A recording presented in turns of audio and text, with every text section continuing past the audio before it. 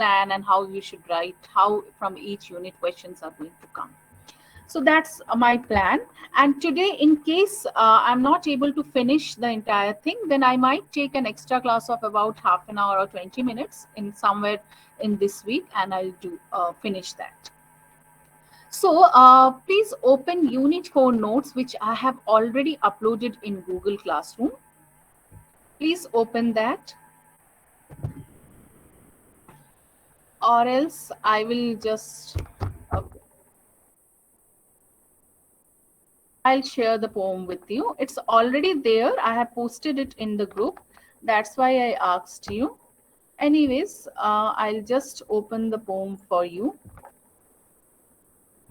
It's a beautiful poem by Robert Frost, and especially the age at which you are now, and not only age, the temperament which you have now, and all, you can relate to this poem like anything.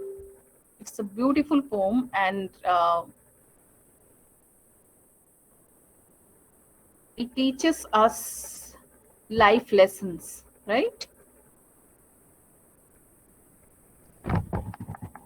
So this is the poem. Read it once. I'm giving you 2 minutes time. Read it once.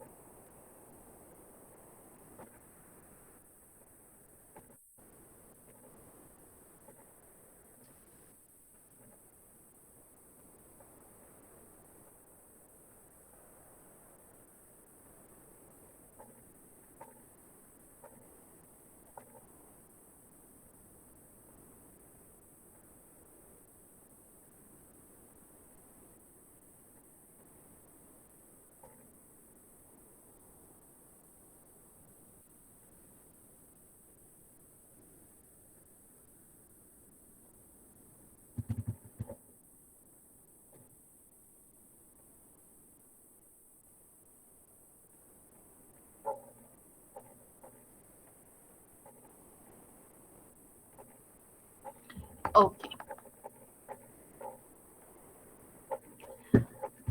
So this poem, The Road Not Taken, is written by Robert Frost. And whenever you are reading anything from literature, that time you should know about the author a little bit. Okay, so Robert Frost was an American poet. Okay, his work was initially published in England, though he was American, because see, England is a place where we can call it as a literature hub, English literature hub. So most of the poets, writers, novelists, they reside in England.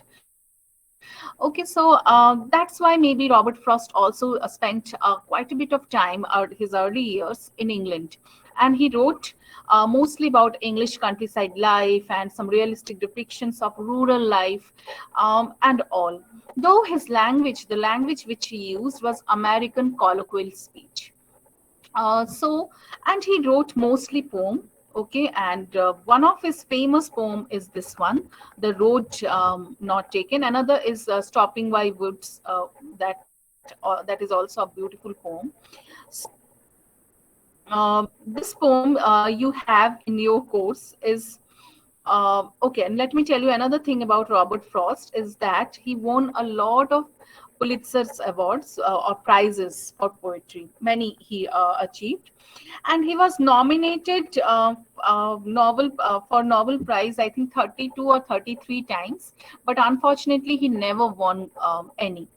So all the time he used to be nominated, but never he won a Nobel Prize. So that is um, a tragedy, you can say. But the number of times he was nominated, it's a record set by any person as far as Nobel Prize is concerned. But though he won 4 Pulitzer prizes of poetry, which is quite commendable, right? So this poem, The Road Not Taken, Okay, of course, you can see that it's something, if you have read the entire poem, then by now you know that it has something to do with the roads, right? The roads. Then, one second.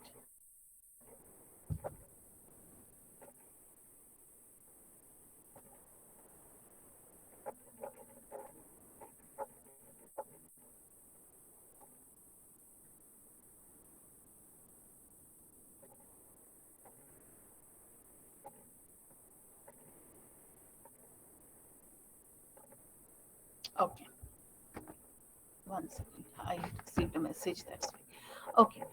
So, read another important thing to the in the poem. You will observe that the rhyme scheme. What is a rhyme scheme? The last words. See how they are rhymed.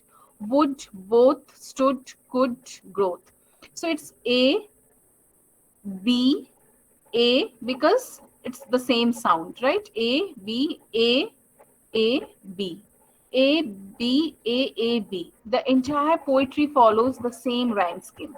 You see, A, B, A, sorry, A, B, A, B. Fair, claim, where, there, same. That is the beauty of this poem. Every poem follows a rhyme scheme. This poem is very compact, very rich as far as its poetic, jewels are concerned, and one of such jewel is rhyming scheme. Apart from using the words, now first two lines. Two roads diverged in a yellow wood, and sorry, I could not travel both. And be one traveler long I stood. So the speaker starts by straight away describing a fork in the road. Of course, this poem was written in 1916, okay, when cars had not become the primary mode of transport. Thus, the road mentioned above was probably more of a path. So, do not imagine it to be in any way close to the roads these days. The poet describes the woods as yellow, so maybe the autumn season has set in and the leaves are changing color. Now, by diverge, the poet means split. There's a fork in the road. Then it seems that the speaker wants to travel on both the roads at once. But since this is impossible to walk down two roads at once, he has no choice but to choose one of them. The speaker feels sorry that he cannot travel down both the roads, and so he suggests his regret also. In life also, students, see, this is the surface meaning of the poem, but you need to know the deeper meaning. In life also, often we have choices or options every time we make a decision, right? So we cannot have both the things. Suppose when you cleared your entrance exam, okay, your NSET or whatever exam you sit for, and you cleared your exams, you got your ranking, and after that you could choose one stream, right?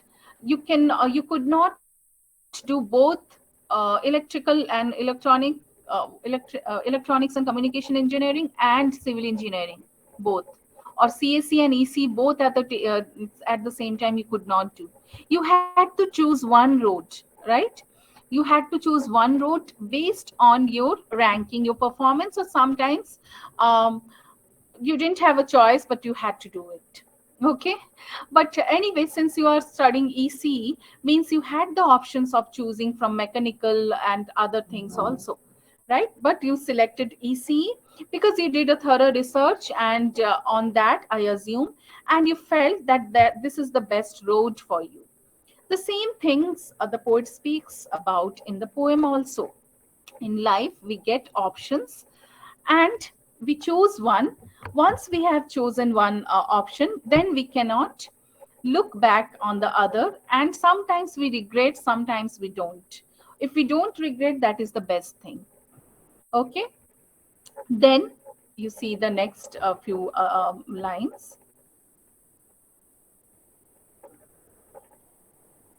and looked down one as far as I could to where it bent in the undergrowth. The speaker now peers down on one road, trying to see where it goes. However, he can only see up to where the road takes a bend.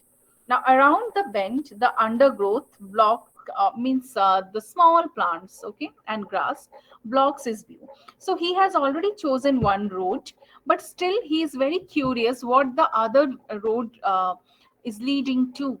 Right? He's trying his best, but he's unable to see. So again, I am giving you your example. When you are standing there, or now also wherever you are standing, can you see the other road? Even your road also you cannot see where your destiny will take you, right? So if you are trying to see what where others are going, or if you would have taken mechanical engineering, then you would have reached that. And now you are have taken EC, then it will take you this. All these questions are useless now. You have decided on one road.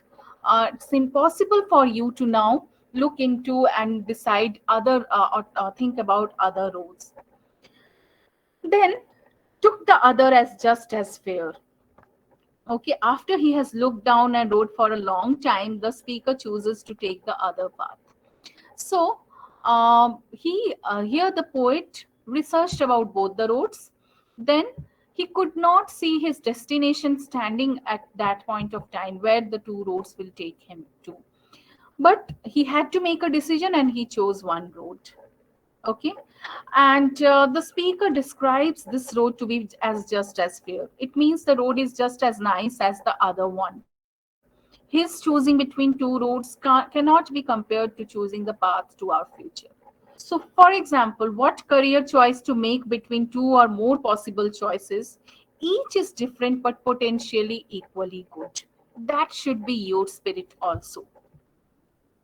Then, line 7 and 8. And having perhaps the better claim because it was grassy and wanted wear. Now, soon enough, the speaker seems unsure about his, as he now says that the path he gave up was probably better. Okay, as he's not sure, he feels it is only perhaps better. Okay, so then the speaker tells us why he thinks that the path is better. It seems as if it has been walked upon much, was grassy, and didn't look worn. So the other road he felt, now he is going in one in he's following one road. Okay, the other road he can see. They are on parallel roads. The other road he can see. So he was just looking at that road, and he could see the grasses over there. They were not green enough. So he felt maybe a lot of people are taking that road. His road, on the other hand, had some new plants and it was greener, which means it's less walked by. Now, though as for that the passing there had warned them really about the same. The speaker really seemed to be unable to make up his mind. He now changes his mind and admits that maybe they were again all equal. Okay. And both that morning equally lay in leaves no step had trodden black. Again, the speaker says that paths are equal, but we find out something more about the setting. It is the morning time. Hence, the speaker is probably among the first to travel on these paths on that day. So the paths are covered with leaves which haven't been turned black by steps crushing them. Oh, I kept the first for another day. Now, the speaker seems to now regret his decision of choosing the other path. Is he now justifying his choice of path by saying he'll come back to the one he missed later? This is how people deal with difficult choices, right? They say we can always come back and try the other option. When you are supposed to make a difficult choice, then you do that. Then he says that yet knowing how way leads on to way, I doubted if I should ever come back. Now, the speaker agrees that his hopes to come back and try the other path may not really be practical. He says how one way leads on to another way. See, two roads or two options, suppose you had ECE and CSE. Now you are doing ECE. Now you cannot think about CAC and its prospects because your road will take you to different other ways. EC, PhD, job options in government jobs, this, that, etc., etc. Software also you can join, and there are some EC exclusive jobs for you, right? You have to pursue this path only. If you want to jump to CSC, then you have to start it from the beginning. Okay. And even if you feel that after BTech I'll do MTech in CSC, then also it's going to be very difficult because already there are students who have already studied that subject for 4 years. And whatever you have studied for these 4 years will go into waste, right?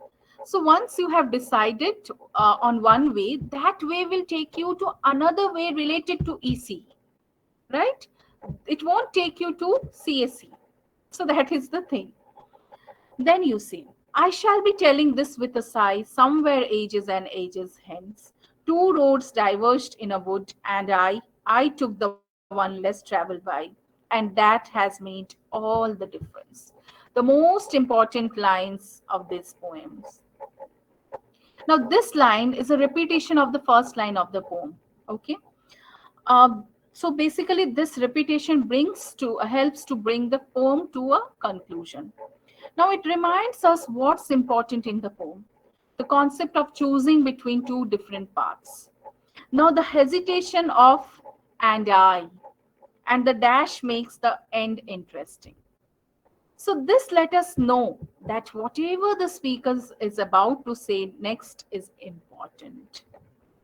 You see here, sorry, I forgot to scroll down. Okay.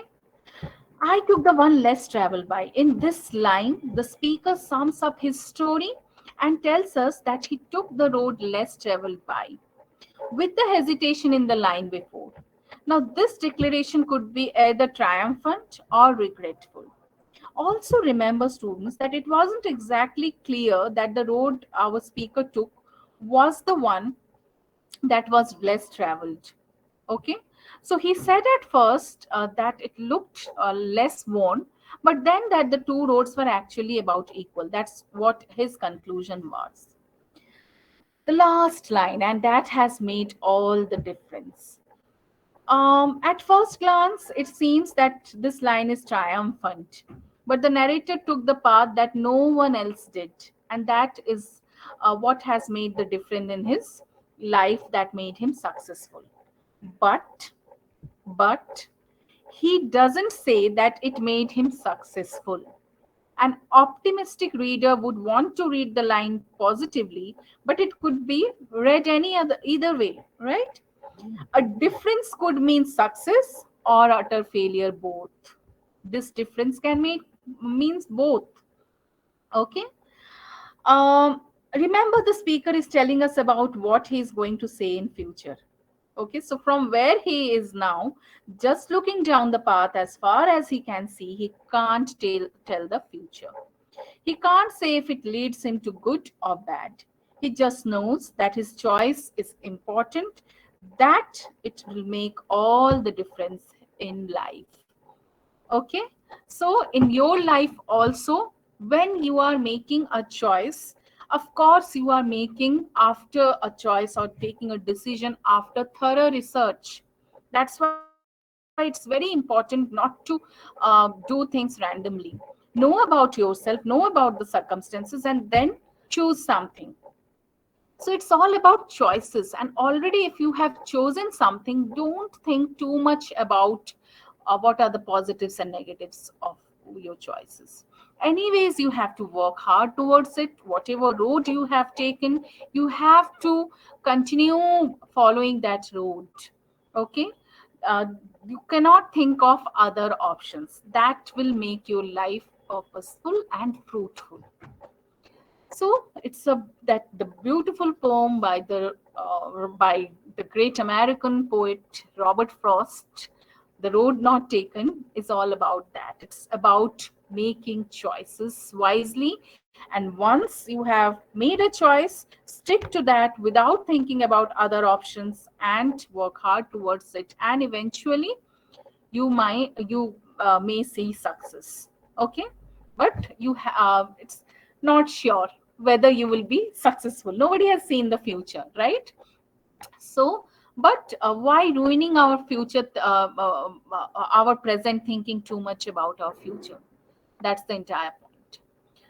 So, this poem's summary you will get already. I have shared. Okay, I have shared with you this poem's summary, notes, question answers. Okay, I think stanza-wise description has been given to you.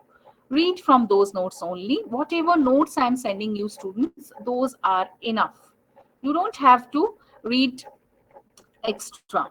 Apart from your grammar and vocabulary, grammar and vocabulary can be unlimited, right? But we'll try to give you a question, a word bank sort of thing for vocabulary, so that you can restrict yourself to those vocabulary only.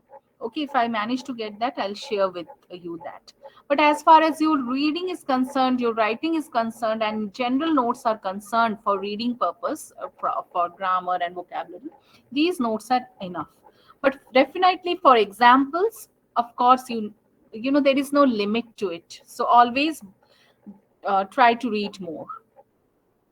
So, if you have any doubts from road not taken, please ask me, students, or else I'll just give you 1 or 2 minutes break, because I am going to start report writing today. Okay, I will do that then. If you don't have any doubts, so far? No, ma'am.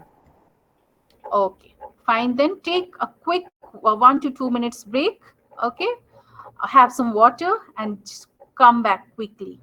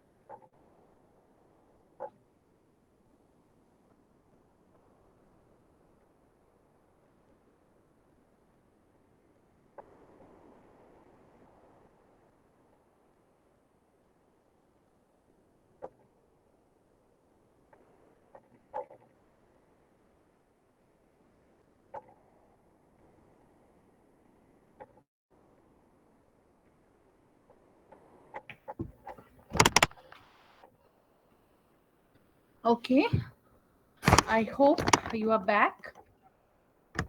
Now, the next topic which we have in Unit 4 is from writing, that's report writing. And I'm sure in your at school level, you used to write reports, right?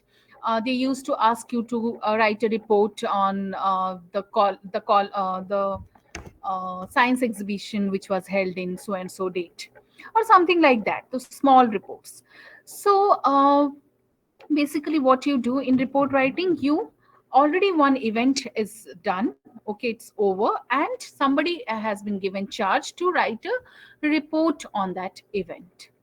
So, report writing is an essential skill for all, and especially for engineering students. You don't have to just write those simple reports, but you have to write different types of reports: technical reports, business reports, progress reports, project reports, so many different types. So, for you, it is way more important than anyone else. Engineering reports, they analyze data, present results, conclusions, make recommendations in a logical or precise manner, then everything. So report writing is both a requirement for completing an engineering qualification at university and a central part of succeeding in future employment also. That's why you have to learn report writing very well, how it should be written. Okay. Now already I told you, like, now whatever English you are going to learn, it's different from school level. You have to upgrade and update yourself, right? So as far as report writing is concerned, here also many new things have come, and you need to follow that. Instead of simply plain just date and topic and simply writing a report, you need to attach many other things. Okay. So uh, I'll just first discuss some general features of report, then I will share my screen with you, and you will see the different parts which you will be including in your report. Okay. So any type of writing should have some features, right? So report writing, which has come from the Latin word meaning report, to bring back. Okay, report, to bring back. It's a serious written communication. The style is accurate, fluent, and concise, with headings to indicate content of each section and all. So when I say report writing, it should be factual and not imaginative. Okay? Whatever facts you have seen, that only you have to write. You have to not, you won't make anything out of your own. Okay? Facts should be represented. Concrete words should be used. Its objective should be clear. It should not be personal biased one. It should be orderly and properly structured. It should be comprehensive. It should be read by everyone. Such kind of language you will be using. You won't complicate the report. It should be logical. It should be coherent and clear. A good report has clarity of thought. It is a complete self explanatory stuff, you can say. Okay. And it should be accurate. Accurate means dates, figures, facts, data should be accurate. So these are the few things you need to be careful of when you are writing. Now, when I say when you are writing means, it has two implications. English is such a subject that it's not only for scoring marks in your particular exam, but overall for your lifelong journey, it's important, right? So whenever you will be writing, you have to follow these features of report writing. Now, why do we need a report? Right? It is written for a reader, right? So that the information, uh, he can gather it from there.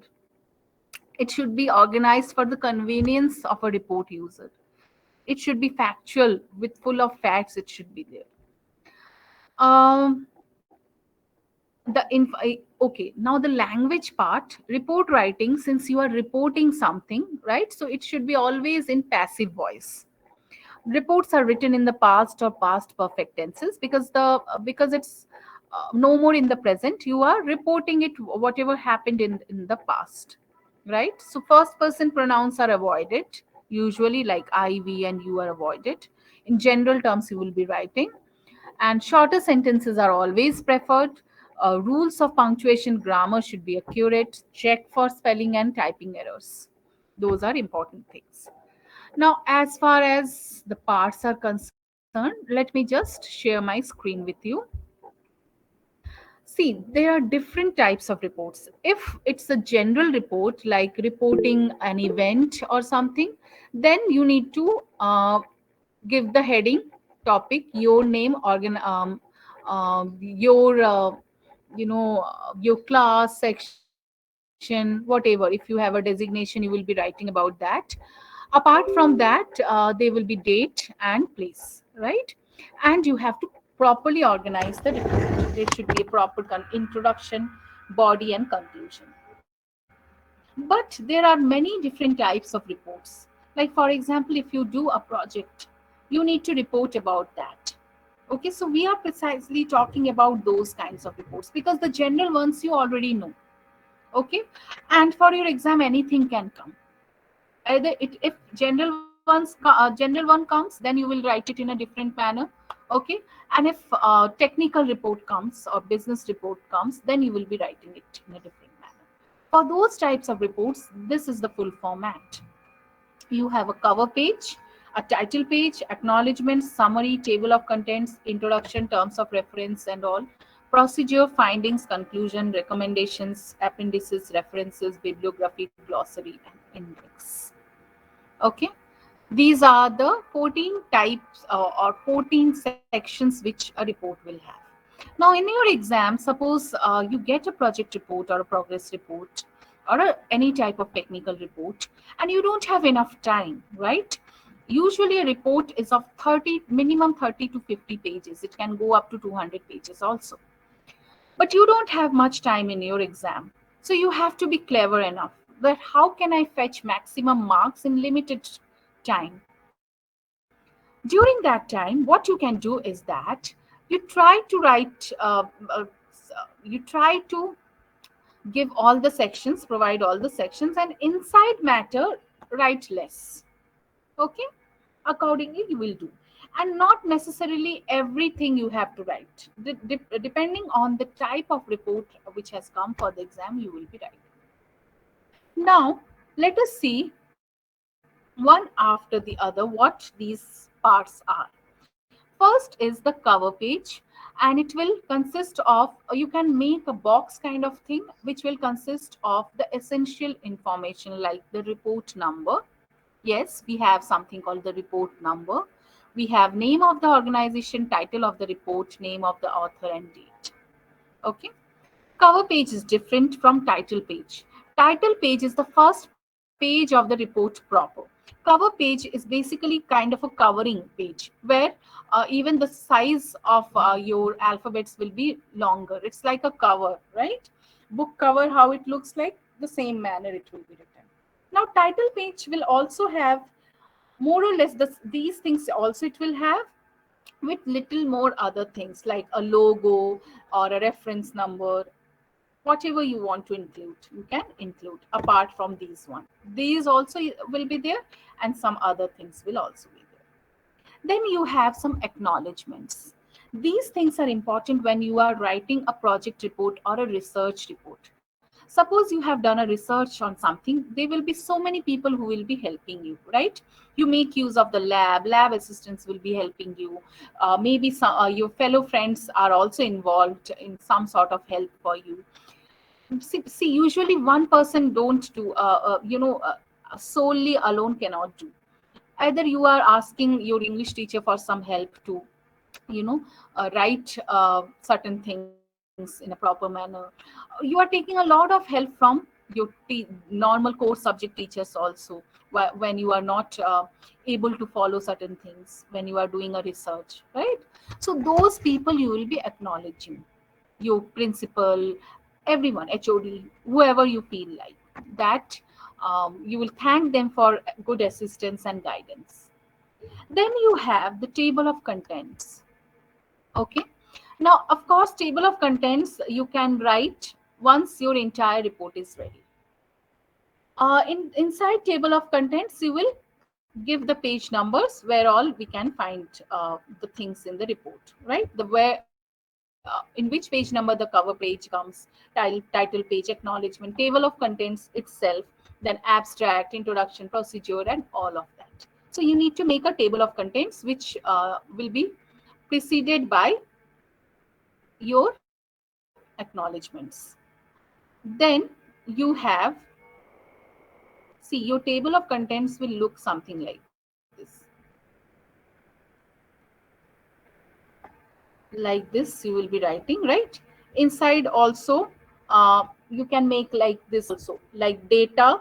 Okay, one is data, 1.1 is suppose titanium data, 1.2 is boron data, 1.2.1 is boron extraction data, something like this. Okay, whichever will come under that. So in this manner you have to follow a decimal system of numbering. You just browse through any research writing, you will find like this reports. You just browse any project report, you will find sections and subsections like this. Then you have the summaries or the abstracts. If you see, nowadays nobody asks for summaries. If they ask, you can write. There is a difference between summary and abstract. Summaries, because they are used in different ways. Now the summary is the last part of the text to be written. Basically you are summarizing whatever you have done, whereas abstracts are intended to give a perspective to the readers. They will guide the readers what all you have, you are discussing. So you will read about the difference between abstract and summary. The summary is 5% to 10% of the original size, where an abstract is 2 to 5% only.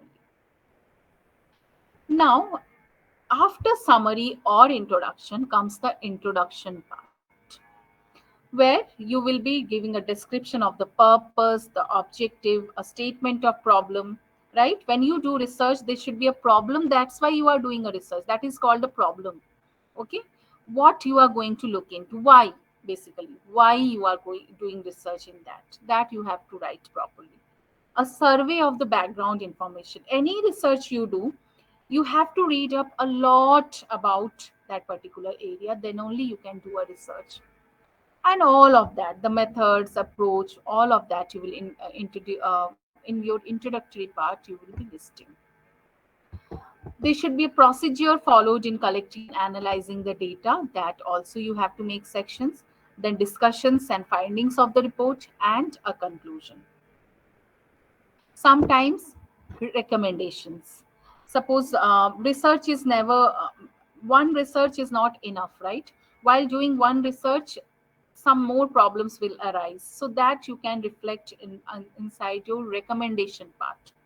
There what you can do, you can just write that I have looked into this, but I saw certain other features which I could not analyze in this particular research, but somebody can look into this aspect as well. That you can write. Then some appendices means some extra information. Okay, some questionnaires, charts, graphs, all those things will come under your appendices part. Then you have the references and bibliography. Reference is different from bibliography. Bibliography, see, reference list, what you have to prepare. Okay, inside reference list you will be writing the writer's name or title, inside bracket when it was published. See, when you are doing research, you follow a lot of people, right? So if you are mentioning them inside your report, then you have to list them under reference part. But it is not necessary that always you need to mention. Maybe somewhere you have read some books, but you are not giving a mention during your research, so you can keep them inside bibliography. Bibliography will include the reference list also and extra books which have not been mentioned in the report. Then you have some glossary. Okay, if there are some words, some meanings you can give, some special senses are there, you can list it in under glossary. Index, notation, it can be anything. More or less they are the same things. So I will stop here. Few more things are there to discuss. to discuss as far as the technical part is concerned. Um, that I will be doing in, I think this week only. I have to take a class for you. Okay, so if I schedule a class, I have to actually. Uh, then I will let you know. Okay, and don't worry, I will not take much time. Only report writing I need to finish. Okay, otherwise I will not be able to revise. I won't get enough class for revision because on the coming Monday, I will take a class, though it's a holiday, I think, but I will take a class in my regular timing. Okay, I'll let you know about that. In that class, I will be completing narration, and some time will be left. I will revise the entire things, and I will discuss important question answers also. But that's why I don't want to teach you report writing on coming Monday. Before that only, I need to finish it. Anyways, last week I missed a class, so I have to compensate that. So please bear with me and join the class whenever I schedule it in this week. Okay, I will schedule it in a convenient time only. I'll see your timetable, and I'll give you enough break after your classwork. Then only maybe in the evenings after 6 o'clock. And please let me know if you have any problems. Okay, CR, please take care of that part. You can always message me, and I can reschedule it to Saturday or Sunday also. Okay, so we'll see that. I will decide together. Okay, then let me take your attendance. And if you have any doubts, you can ask me that also. Okay, letter writing notes. Somebody messaged me that yes, I forgot to send you the letter writing notes, thinking that I have already sent you, but I didn't send you. So letter writing notes tomorrow, today for sure you are going to get. And assignments. I didn't receive a single assignment from you as far as Unit 3 and 4 is concerned. Okay, so you have to send your assignments by this weekend. You have to send your assignments. Otherwise, your marks won't be given. You will lose your assignment marks. So please be careful of that. Okay. So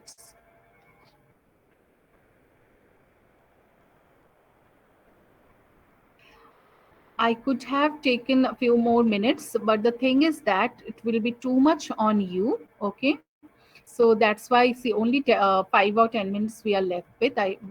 Within that period of time, I have to take attendance also. And anyways, we have to take one class for report writing. Otherwise, it will not get over. Report writing should be done in detailed manner, and I should discuss with you some examples also. Okay, students. So please respond to your roll call. 61.